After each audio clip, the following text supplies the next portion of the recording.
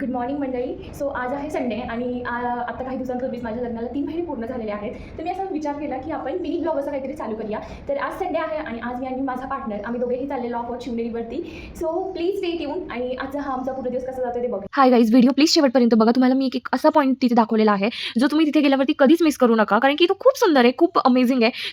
सकाळी 9:30च्या दरम्यान आम्ही आमची शिवनेरीकडे जाण्याची जर्नी चालू केली. मस्त ऊन पडलं होतं गाईज, पण आम्ही जसं अर्ध्या रस्त्यामध्ये पुढे गेलो आणि बघा एकदम पाऊस चालू झाला आणि आम्ही ऊन पडेल हा विचार करून छत्री किंवा रेनकोट काही सोबत ठेवला नव्हता.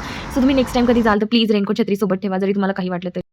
त्यानंतर आम्ही मस्त एकदा चहा घेतला आणि परत आमच्या जर्नीला चालू केलं आणि पाऊस पुन्हा थांबला होता आणि आम्ही खूप खुश होतो की चला पाऊस थांबलाय, पण परत पावसाने येऊन धप्पा दिला आणि पाऊस चालू झाला. शेवटी मग आम्ही रेनकोट घ्यायचं ठरवलं आणि आम्ही रेनकोट घेतलं. त्यानंतर मस्तपैकी भूक लागली होती म्हणून गरमागरम वडापाव खाल्ले. आता एवढं शिवनेरीवरती चालायचं आहे म्हटल्यावरती एनर्जी तर हवीच ना, म्हणून मस्तपैकी खाल्लं आणि वर पावसामुळे सगळं चिकचिक झालं होतं आणि त्या चिकचिकीमध्ये आम्ही मस्तपैकी चालत चाललो होतो. खूप मजा येत होती कारण की थंड वातावरण होतं, सगळीकडे हिरवं हिरवं होतं. तुम्ही शिवनेरीवरती खरंच पावसाळ्यामध्ये जाऊन बघा, खूप छान वाटेल तुम्हाला. सगळीकडे ग्रीन आहे आणि मस्त पाऊस पडत होता, त्यामुळे खूप सुंदर वाटत होतं. आणि जुन्नरमध्येच आम्ही जात असताना आज जागतिक आदिवासी दिन होता, त्यामुळे तिथे सेलिब्रेशनसुद्धा चालू होतं.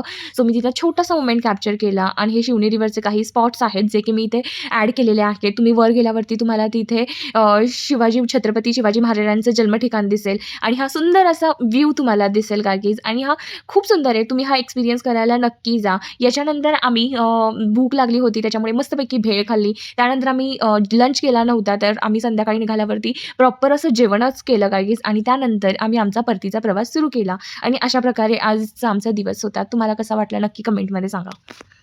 आणि हाच तो व्ह्यू जिथे छत्रपती शिवाजी महाराज आणि जिजाऊ माता दोघांचंही 3D असं इमेज क्रिएट केलेलं आहे. खूप सुंदर आहे गाईज.